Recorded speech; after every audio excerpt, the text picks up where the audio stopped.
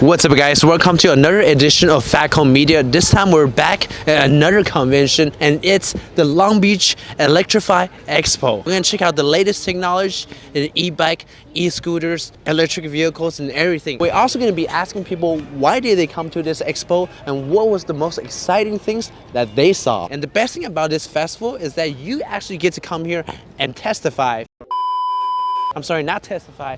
You actually get to come here and test drive everything. Everything you see out here, you can test drive them. You can actually take them onto the road and you can have full control of them. Except these vintage vehicles, you cannot try them at all because they're obviously the owner has to let you do that. That's what's amazing about this festival is that you get to try everything. If you never understand what it's like to ride an e-scooter, you can come here and you can experience that firsthand. Now, if you crash, then you know that you should never ride it again.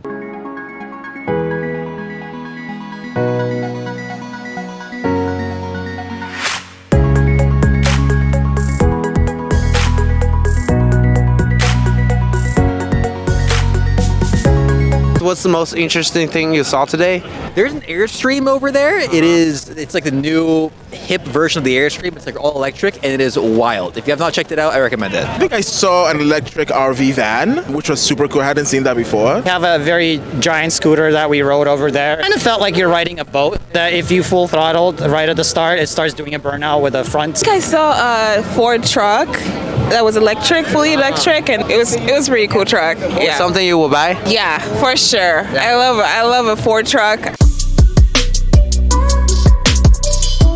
Hi, this is Meet the Jackrabbit. It's a micro e-bike, very compact, portable, fun. We have a beautiful patent on the bike as the first original micro e-bike with swappable batteries. You could switch it out mid-ride. You can also travel on a plane with it. I noticed the back wheel is slightly larger than the front wheel. Like, what's this advantage? So they're both 20-inch wheels, but the front wheel is just a little bit thinner for handling. But it's great for trails and it does go off-road. It's a great bike for camping. I noticed there's no pedal, right? Yeah, so most of these really large e-bikes, people aren't pedaling anyway. So we just got rid of the pedals, which makes it lighter. Technically, it's a scooter, but everybody refers to it as a bike because it has bike geometry. It rides like a bike. So it's 24 pounds. So what's the maximum weight? It's rated for 240 pounds, but we have some really large riders. The U.S. rugby team has a fleet of them. We have about 5 Stanford football players on them. It's small but mighty and fits large riders. It's not about the size, it's about how you ride it. Exactly. Apparently when you're riding this bike, your butt will look really good, so maybe.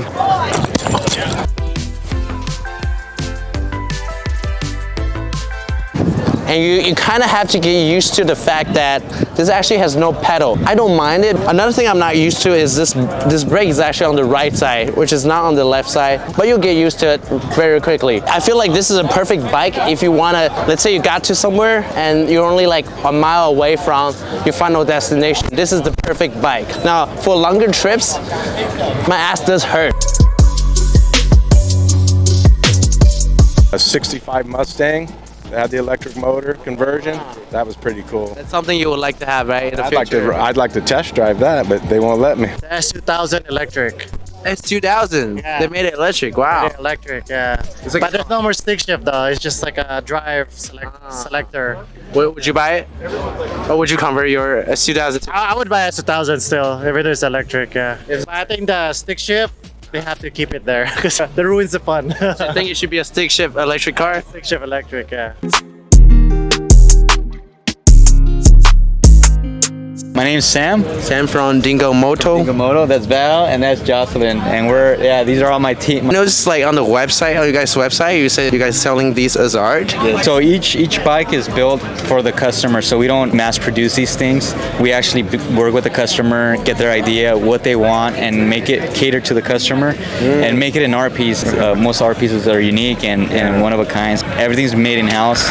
My auntie, she's the master seamstress, so she's the one that sews the seats for us. Val, he's a welder. He's the one that welds everything for us. And Jocelyn, she's the designer. She designs the brackets and draws all the CAD drawings. But we do a pre-order list. You get on the pre-order list. We do 10 at a time because we build them as we go. We talk to the customer. And the goal is to build a community. We have this whole thing where we're going to attach NFTs as a title. So the NFTs, the royalties are going to be attached to, say, like a good cause. And we're going to be able to donate the royalties to whatever it is. And that's what the art side goes. Art, charity, and environment. Exactly. And everything's tying together. Yep. And transportation. Exactly. And that's life. Exactly. Yeah, there you go. Yeah.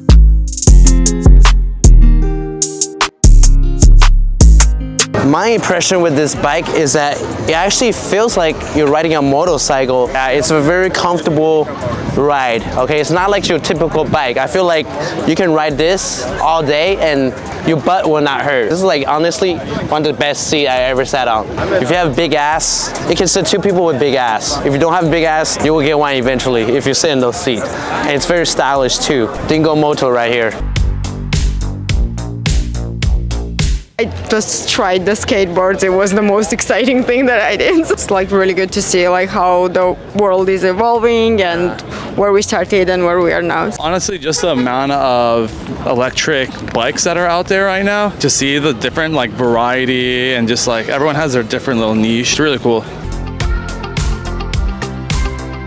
Apparently this is the world's first e-bike with a power station, right? Yes, and if you don't know what that is, the power station is essentially the capability of charging solar panel, as well as the inverter that we've innovated and patented. And the inverter actually lets you draw the power from the battery while charging your devices. It's very popular with those that love the outdoors, RV, camping, things like that. The Asphalt is our latest. It's been out for the last 2 months.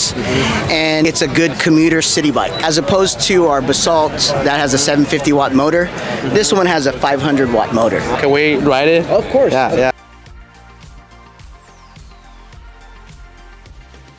Right now we have the Mokwheel app.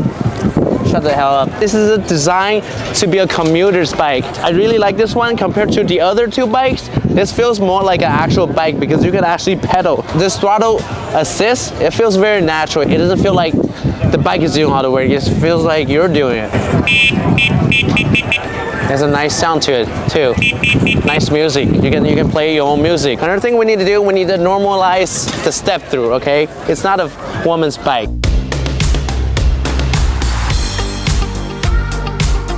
I rode the electric dirt bike. That was really, really fun because I've been riding dirt bikes since I was 13 years old, and it's crazy because it doesn't have a clutch at all and it doesn't have a shifter. So you literally just sit there and you can brake and that's it. That was the most revolutionary thing I've ever been on. It was just amazing. So now you're converted. Yep, now I converted. Yep, for sure. I got up to 75 miles an hour. I was like, that geez. Just rode a electric cruiser over there. It was really fun. Like a 4,000 watt cruiser. Yeah. You like the speed? Yeah, I was only in first gear and that thing goes good. Are you getting him one? Eventually. Eventually, when he's old enough. Yeah. Responsible. He's only 14, so.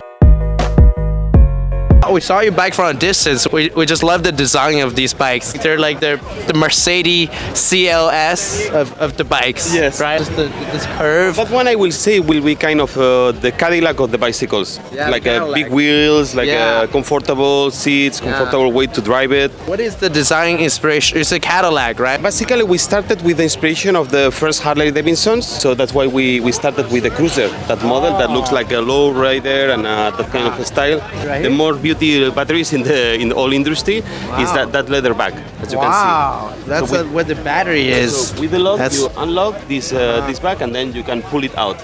And you bring to your home to charge. How about this one? This one, I noticed it has like this leather kind of all the way through it. So I will say that one is kind of like a, let's say, compact motorcycle. As you can see, the seat is super long. Can be seat 2 persons. Can we test drive one of these? Yes, of course. Yeah. For me, I suggest you choose. This is my favorite one. Oh, it's long. This one is very long, for sure. And also, this is a glove tank, so you can put all your belongings here. Oh wow! Look at this. That's like the biggest, one of the biggest storage compartment of any bikes. This thing's a head turner, without a doubt. You're going to get probably 100 questions when you get off this bike. So this is for everybody that cannot afford a Ferrari. This is it. This is the Ferrari of the bikes.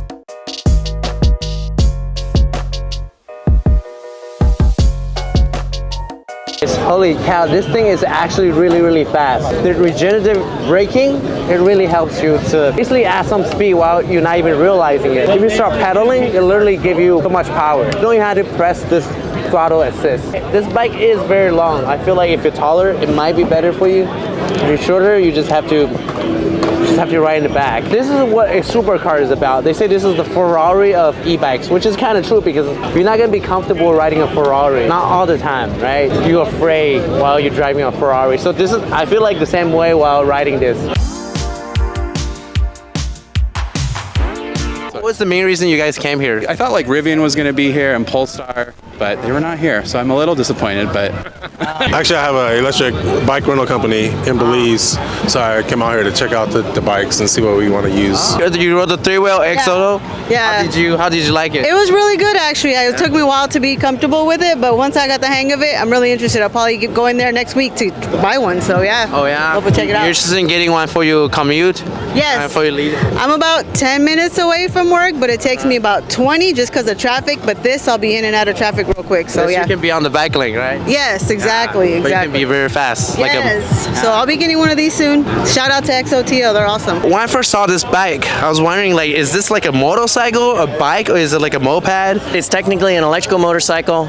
It'll do 45 miles an hour. So it has 3 wheels, right? 3 wheels, so it's completely self-stabilizing. You can lean over at 45 degrees. You can get like that full motorcycle experience with just less training. So like if you never rode a motorcycle, if you just get on this one, it's easy. I literally taught a guy how to ride a bicycle on this yesterday. He'd never ridden a bicycle before. He went around 15 times, didn't fall down, scared me to death, but he did great. So you also don't need a motorcycle license to ride this. So legally in California law, you don't need a motorcycle license to ride it on the streets. You do need a driver's license. It's also front wheel drive, so it's just fundamentally different than your average motorcycle. So you're creating like a new species, like a new category, kind of. New species is, like it's a totally different riding experience. The biggest deal is being able to do like a full 50-degree lean without falling over. That looks dangerous, but it will correct, right? Yeah, and we actually had people riding today that were leaning it over at that angle, so people are doing it. Guys, that was a very interesting ride. As you can see, like when I go around the corner, it doesn't fall. You don't actually fall, because it's 3-wheel design in the back. When you go around, you just gotta trust the bike. Xoto, you gotta try it over here at the Electrify Expo. Thank you. Hey man. All right guys, that's it for this episode. Thank you guys for watching Fat Home Media. We had a great time at the Long Beach Electrify Expo, and we hope you enjoy all the contents and all the vehicles that we filmed for you today. And if you guys want to see more, if you guys want us to come to more conventions near you, please comment on which convention. As always, this is Fat Home Media. We'll see you on the next episode.